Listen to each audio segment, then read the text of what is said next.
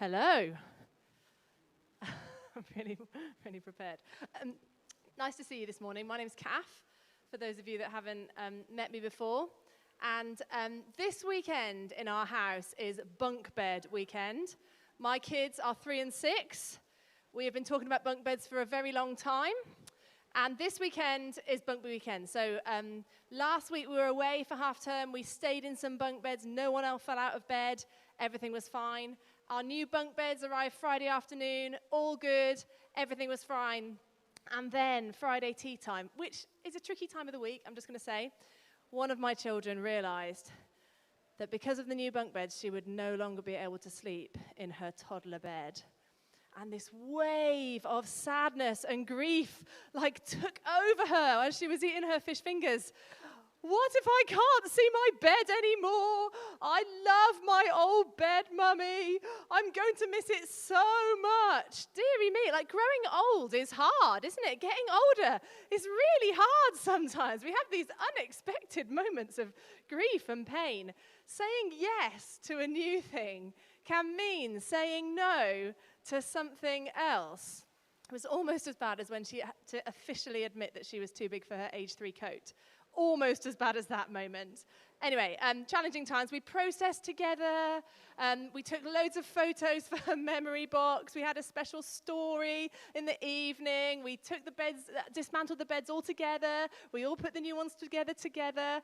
No issues at all, actually, yesterday. It's all fine. No one fell out of bed last night. All is well. And that toddler bed is leaned up against my desk, waiting for the time when I am allowed to pass it on to some other lovely child who will love it, hopefully, as much as my daughter has loved it. So all is well. But growing is hard.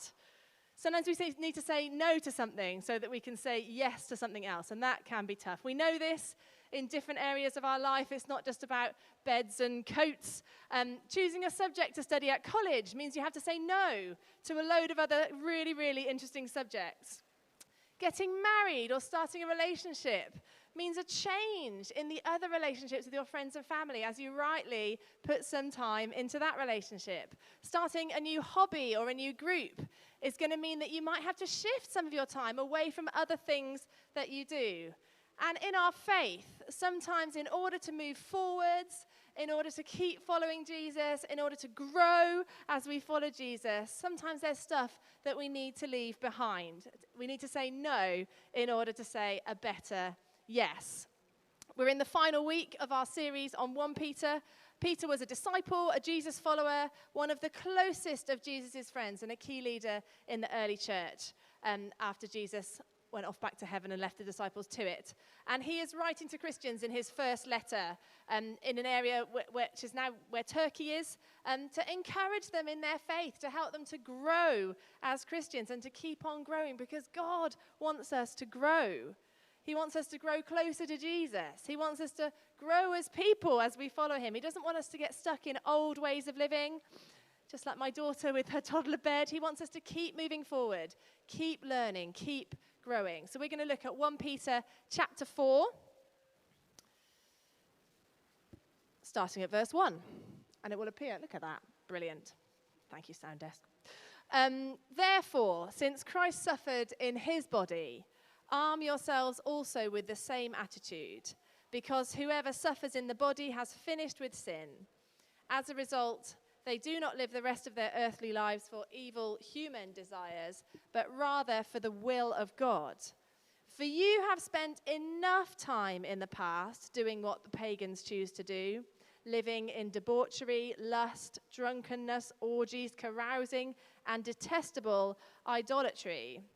Peter is reminding his readers here that they're called to not live the same way as everyone else. When you're following Jesus, there's some stuff you might have to leave behind. Leave behind human desires, he says, but rather follow the will of God. And he says, you have spent enough time in the past. You've done that. You're done that. You've done with that. We're ready for something new. Do you want to just put the slide back up again? There's a particular list of things here in verse 3. It describes like a hedonistic way of life maybe that's surrounding these Christians in Turkey, a lifestyle that they used to be part of but they're not part of anymore, stuff that feels good but doesn't actually help them to grow, doesn't actually help them to follow Jesus. And that last phrase, idolatry, is just talking about anything that you put in the place of God, anything that you value more highly than you value your relationship with God. Is not going to help you grow. It's not going to help you, grow as a Christian. And there's plenty of things that I'm sure we can all recognize that we sometimes want to value higher than we value God. Verse 4, they, that's the pagans, are surprised that you do not join them in their reckless wild living, and they heap abuse on you. So these Christians are getting some stick for not joining in. Peter's acknowledging that challenge. They're getting a bit of backlash. Verse 5, but they will have to give account to him who is ready to judge the living and the dead.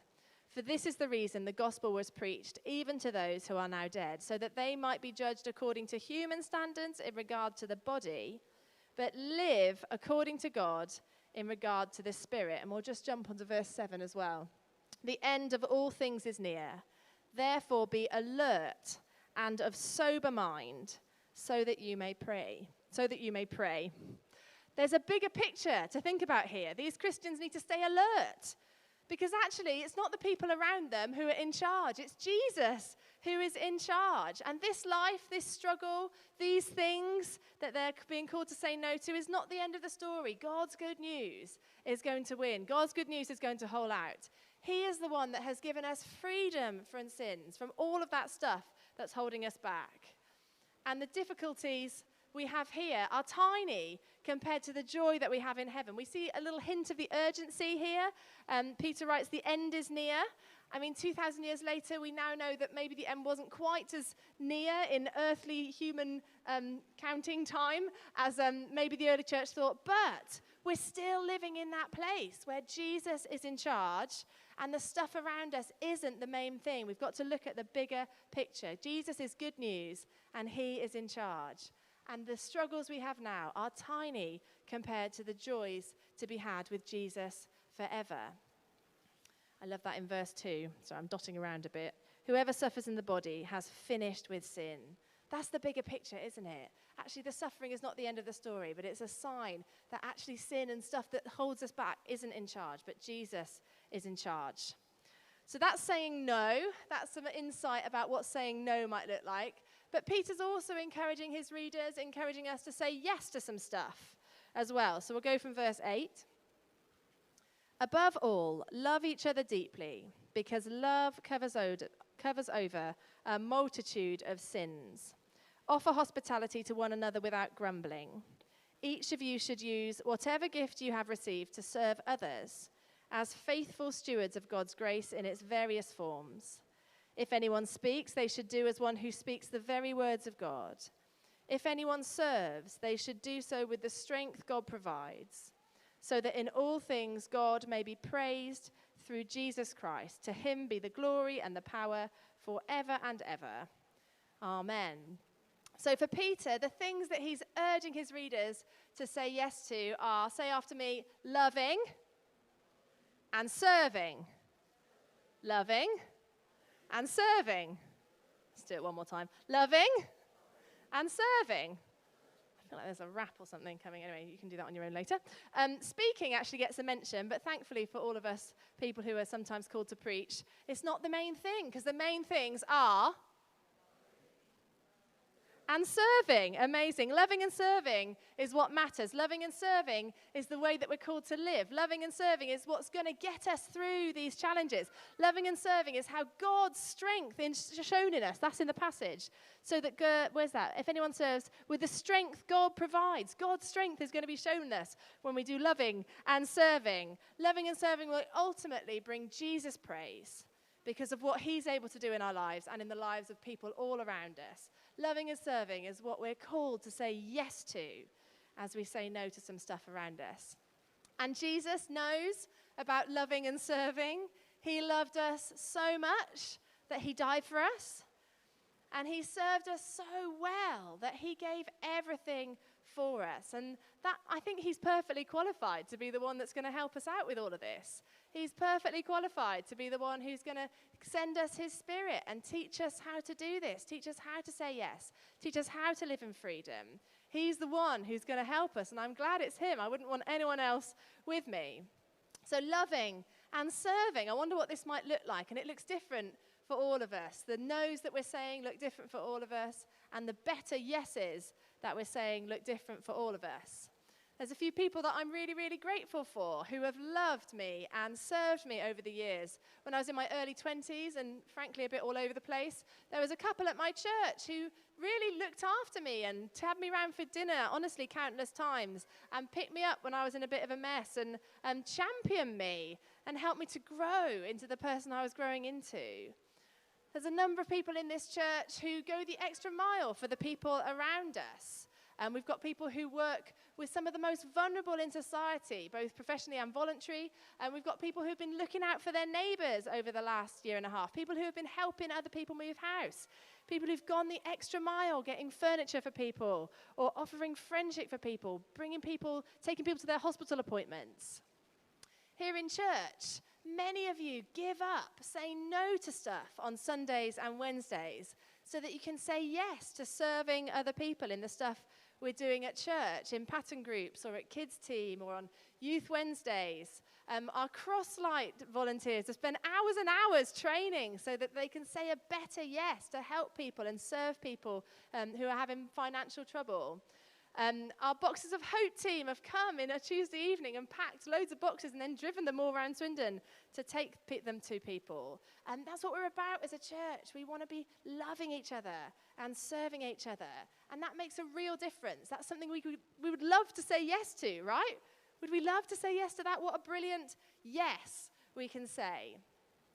Now, maybe there's some stuff that you do feel prompted at the moment to say no to. It might be some of the stuff on Peter's list, some of those lifestyle choices maybe that make us feel good in the short term, but actually aren't helping us to grow, aren't helping us to live in freedom, aren't helping us to follow Jesus. Sometimes it's around time and resources and priorities. It's hard to say no to stuff if we're committed to it every week or if it's been something we've been doing for a long time. But maybe there's a better yes out there. Maybe some of you are thinking about how you spend your time. How could you spend more of your time to grow closer to Jesus or to press into what he's calling you into? What could your relationships look like if you were pressing into what God has for you and saying the brave no's when you need to? I also sometimes think when we're saying no to stuff, sometimes some of us are just holding on to stuff from the past, holding on to things that have held us back, maybe regrets or worries or the way that we see ourselves. And actually, in releasing that, in saying, actually, I'm going to let some of that stuff go, we can say a better yes. We can rediscover what God has for us in our lives. This will look different for all of us, but I'm sure for all of us, this is the story that we're all living. Sometimes we need to say a no so we can say a better yes. There's a somewhat apocryphal story about how to trap a monkey. And apparently, the way to trap a monkey is to get a coconut and make a small hole in it, just a hole small enough so that the monkey can just about get his hand in, and then tie it to a tree, and then put some delicious snack inside, like a banana or something. And what happens is the monkey comes, discovers the coconut, gives it a little shake, puts their hand inside and grabs hold of the snack. But once they've grabbed the snack, they can't get their hand out of the coconut. And at this point, the monkey is losing it because the monkey feels completely trapped, completely stuck.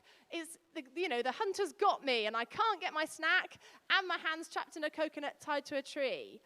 But actually, we know that the monkey isn't really trapped because if the monkey let go of what they were holding, said no to that banana or whatever it is, they would be very easily able to get their hand out of the trap and to go off and live the rest of their day in the jungle in complete freedom and get on with their life. But because they're so fixated on what they've got inside the coconut, they can't see the bigger picture.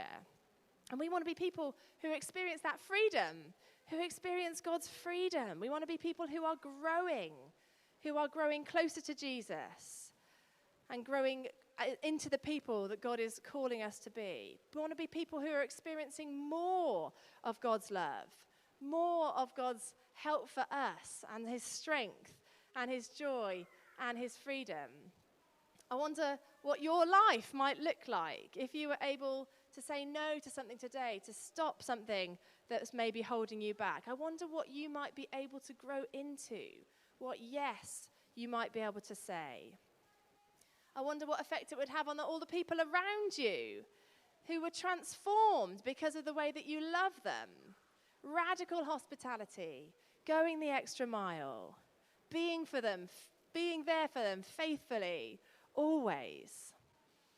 I wonder what difference it would make to Swindon if Christians all of this town were able to put down some of the stuff that God's not asking them to do and pick up some stuff that God is calling us to serve other people, to help people all over our town, to reach some of those 200,000 people who we pray for every week at Pattern Church who don't yet know Jesus. People who are hurting and lonely and could really do with the love and service of God in their lives. That could make a real difference. That is a better yes. What could you say yes to if you were able to let go of some of that stuff that's holding you back?